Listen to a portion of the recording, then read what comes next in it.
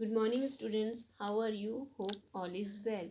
Yes, हमने कौन सा चैप्टर हमारा चल रहा है? Chapter number 1, understanding relations. उसकी मैंने फर्स्ट वीडियो आपको सेंड कर दी है। उस वीडियो में मैंने क्या आपको पढ़ाया था? Nuclear family and joint family की डेफिनेशन और उसका डिफरेंस। ठीक है ना? होप आप लोगों को डेफिनेशन और डिफरेंस समझ में आ गया होगा। अब हम जो ये सेकंड वीडियो है उसमें जो पढ़ेंगे उसके मैं सबसे पहले आपको टॉपिक्स बता दूं। सबसे फर्स्ट टॉपिक है हमारा reasons for emergence of nuclear family. Second topic is hereditary of a family. Okay, ये दो टॉपिक इस वीडियो में कंप्लीट करेंगे हम और इनके क्वेश्चन आंसर्स करेंगे। Now first topic is reasons for emergence of nuclear family. अब हम अब देखो, अपन को सबको पता है और अपन देख भी रहे हैं कि हमारी जो इंडियन सोसाइटी है उसमें जनरली पहले जॉइंट फैमिली चला करती थी। हमेशा जॉइंट फैमिली हमने देखी है। हम आज कुछ भी बड़ी फैमिलीज़ देखते हैं या अपन अपनी फैमिलीज़ में जाते हैं करते हैं तो उसमें सब में जॉइंट फैमिलीज़ होती है। लेकिन कुछ कुछ रीजंस ऐसे हुए हैं कि जो हमारी फैमिली जॉइंट से न्यूक्लियर फैमिली में कन्वर्ट होती जा रही है, मतलब हम चेंजेस हो रहे। ऐसा कौन से रीजंस हैं जिनकी वजह से न्यूक्लियर फैमिली ज़्यादा इंक्रीज होती जा रही है?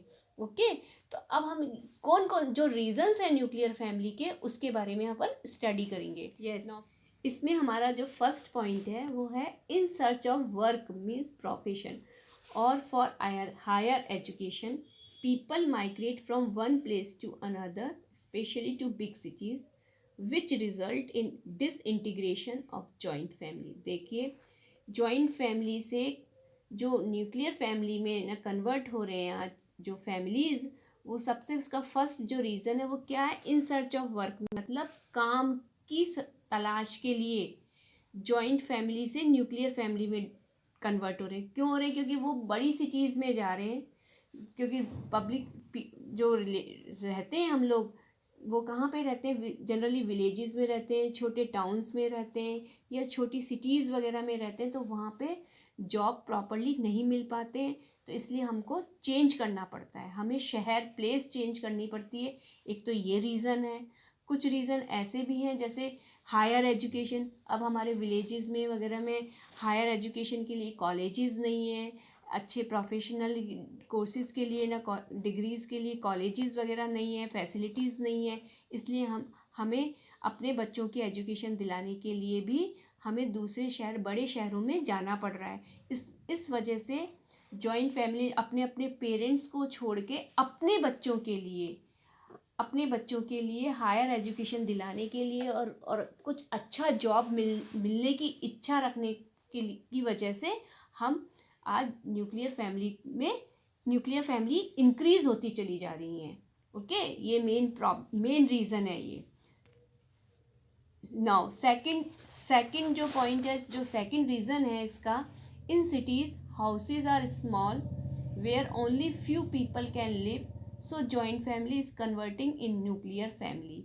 अब देखिए, जब सिटीज़ में शिफ्ट हो जाते हैं, सिटीज़ में जो हाउसेज हैं, क्योंकि ऐसा है सिटीज़ में क्या होती है, प्लेसेस तो जगह तो बहुत, लैंड बहुत छोटी होती है।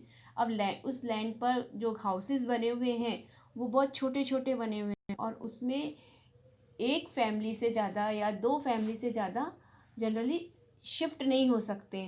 तो अब दो फैमिली में भी जैसे फादर मदर है या दो ब्रदर की फैमिली है या दो से ज़्यादा की ब्रदर की जो फैमिलीज़ होती है वो एक साथ नहीं रह पाते क्योंकि बहुत छोटे घर पड़ते हैं। इसलिए इन कारणों की वजह से भी जॉइंट फैमिली कन्वर्ट हो रही है, किसमें? न्यूक्लियर फैमिलीज़ में कन्वर्ट हो रही है।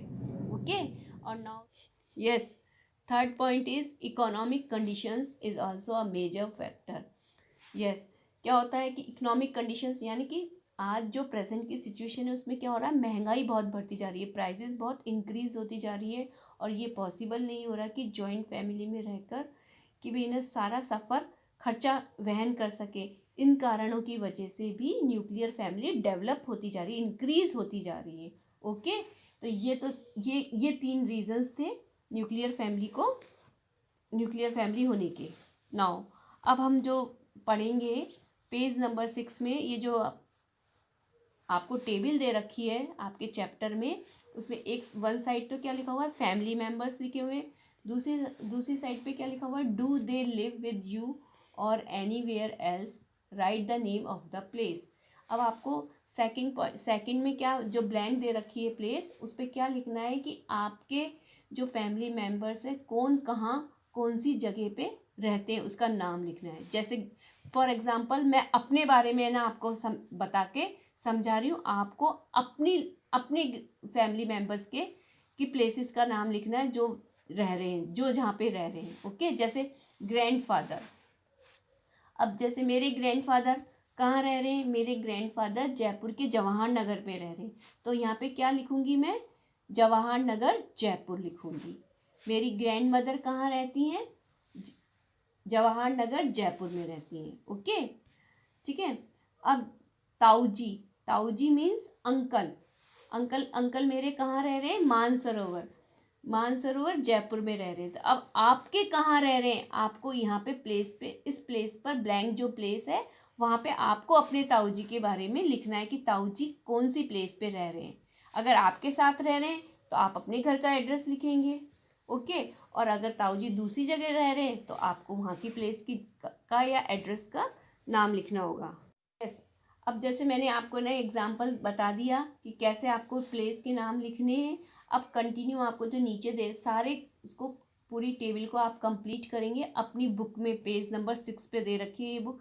अगर आपके पास में बुक नहीं है तो आप अपने पीडीएफ में से इसको ना क्या बोलते हैं कॉपी डाउन करेंगे और फिर आप अपने इस टेबल को कंप्लीट करेंगे इन योर ईवीएस नोटबुक, आपकी अपनी ईवीएस नोटबुक में कंप्लीट करेंगे। ओके, नाउ ये आपका होमवर्क है। Okay, yes, now next topic is हमारा जो है वो क्या है, hereditary tree of a family.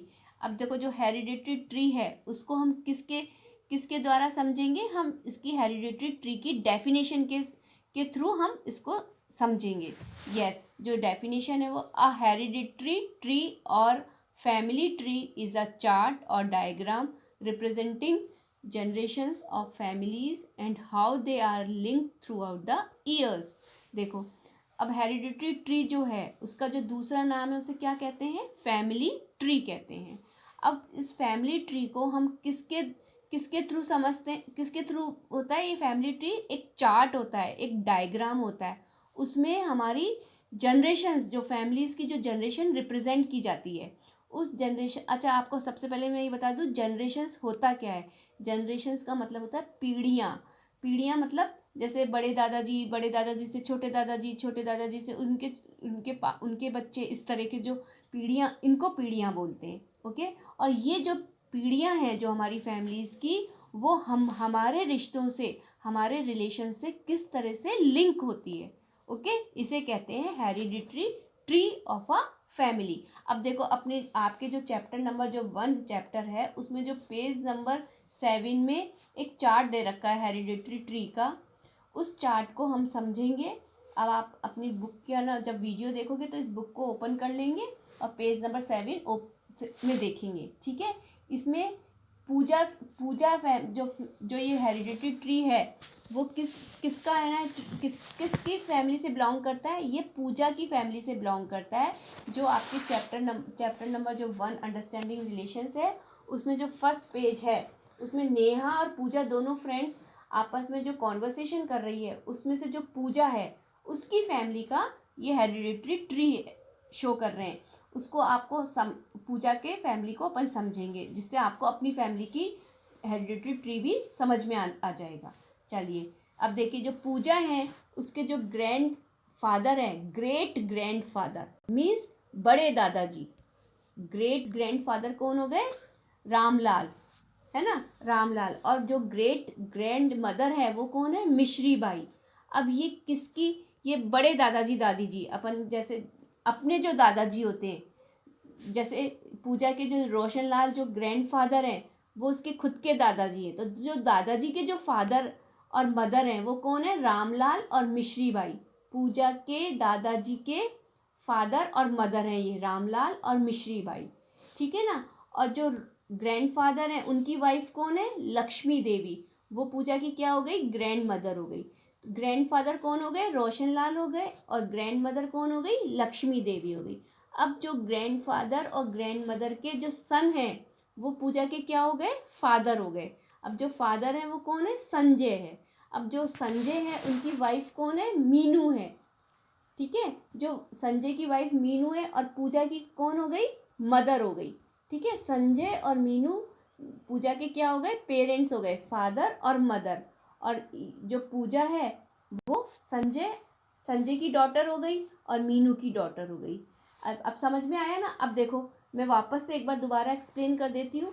जो ग्रेट ग्रैंडफादर हैं वो पूजा के क्या हो गए, बड़े दादाजी हो गए। मतलब जो उनके उसके फादर हैं उसके वो क्या हो गई, जो उसके फादर है उसके वो क्या हो गए, दादाजी हो गए।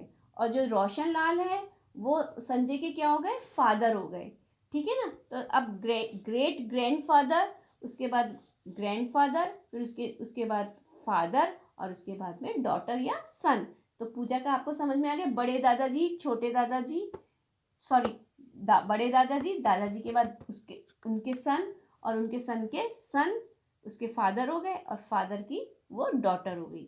ठीक है, ये हो गई हेरिडेटरी ट्री।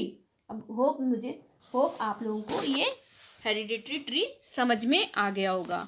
ठीक है ना। अब ये देखो चैप्टर में एक टेबल दी हुई है जो पेज नंबर 8 पर है।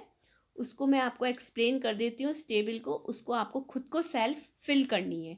अब देखो जो क्वेश्चन है वो है, make a table in your notebook and write down when do you visit your relatives, for example due to necessary work, during festivals और ओकेजन्स एक्सेट्रा। अब देखो जो ये टेबल दी हुई है इसको आपको ड्रॉ करनी है अपनी नोटबुक में, और उसके बाद आपको इसको फिल करनी है। अब इसको फिल कैसे करनी है उसको मैं आपको एक्सप्लेन कर देती हूँ। देखो फर्स्ट जो ब्लॉक बना हुआ है उसमें तो क्या लिखा हुआ है, रिलेटिव्स। सेकंड कॉलम क्या दे रखा है आपका, do you live with them, क्या तुम उनके साथ रहते हो, उसको आपको सेल्फ फिल करना है। जो नेक्स्ट कॉलम है उसमें when do you visit them, क्या तुम कब कब विजिट करते हो, है ना। ठीक है, यस। फर्स्ट जो हमारा कॉलम है वो है रिलेटिव्स। रिलेटिव्स में सबसे पहले मैटरनल। देखो जो मैटरनल है मतलब मम्मी की तरफ वाले लोग, मैटरनल मतलब ननिहाल पक्ष, उसमें ग्रैंडफादर किसको कहा गया है, नाना को। ठीक है, और ग्रैंड मदर किसको कहा गया है, नानी को। तो अब आपको do you live with them में लिखना है, क्या ये ग्रैंडफादर और ग्रैंड मदर आप लोगों के साथ रहते हैं। मैटरनल मतलब मम्मी की साइड वाले, मतलब नाना नानी। तो येस और नो, अगर आपके साथ नहीं रहते हैं तो नो लिखोगे, और अगर आपके पास में रहते हैं तो येस लिखोगे। फिर when do you visit them, कि आप कब जाते हो, विजिट कब करते हो उनके यहाँ, कब जाते हो। तो अब आप कब करते हो, हॉलीडेज़ में, वैकेशंस में जाते हो, या फिर कोई फेस्टिवल होता है तब जाते हो, तो आप वो यहाँ पे मेंशन करोगे। ठीक है ना। अब जो नेक्स्ट है वो है पैटर्नल। पैटर्नल का मतलब होता है फादर की साइड के, फादर के फादर, मतलब ग्रैंडफादर और ग्रैंड मदर, मतलब ग्रैंडफादर मीन्स दादाजी और ग्रैंड मदर मीन्स दादी। ठीक है ना। तो अब ग्रैंडफादर आपके साथ रहते हैं या नहीं रहते हैं, ग्रैंड मदर और ग्रैंडफादर आपके साथ रहते हैं या नहीं रहते, उसका लिखना है येस और नो। और अगर नो लिखते हो यहाँ पे तो आप कब जाते हो, फेस्टिवल, किसी फेस्टिवल पे जाते हो, या कोई ओकेजन्स में जाते हो, या वैकेशंस में जाते हो, जो भी जब भी आप जाते हो उसका आप यहाँ पे मेंशन करेंगे। Yes, next, yes. अब आपको सबको ये तो पता चल ही गया कि मैटरनल यानी तो मम्मी के साइड की फैमिली, और पैटर्नल मतलब पापा की साइड की फैमिली। अब देखो जो मम्मी के साइड की फैमिली में कौन कौन आ जाते हैं, नाना नानी, मामा मामी, मौसी मौसाजी, और उनके कजिन्स, उनके बच्चे। ठीक है ना। ये तो हो गया मैटरनल साइड, मदर साइड। अब पैटर्नल साइड में ना दादा दादी, ताऊ जी ताई जी, बुआ फूफाजी, चाचा चाची, और उनके सबके बच्चे। ठीक है ना, ये सब आ गया पैटर्नल में, फादर की साइड वाले।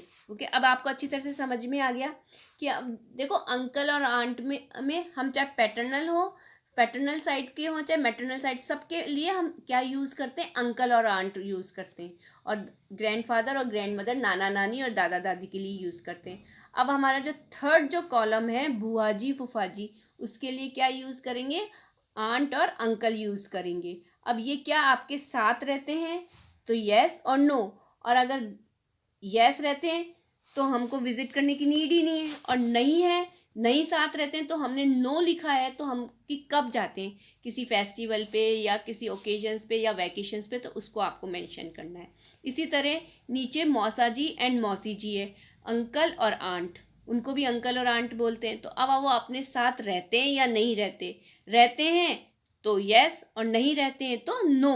ओके, और अगर नो आपने मेंशन किया है तो आप कब विजिट करने जाते हो, कब उनके यहाँ जाते हो, तो उसके बारे में आपको यहाँ मेंशन करना है। ओके, अब ये जो टेबल है आपको इसको, अगर आपके पास अवेलेबल है बुक तो आप बुक में कंप्लीट करेंगे, नहीं तो आप अपनी ईवीएस की नोटबुक में इसको, इस टेबल को बनाएंगे और उसके बाद इसको कंप्लीट करेंगे। ये आपका होमवर्क है। ठीक है, तो आज जो इस मैंने वीडियो में आपको क्या क्या दिया है, 2 होमवर्क दिए हैं।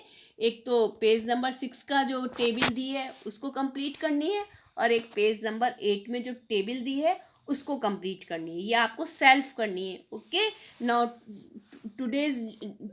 टुडे अपनी ये ना यहाँ तक अपना चैप्टर कंप्लीट हो गया। आगे हम कंटिन्यू करेंगे नेक्स्ट वीडियो में।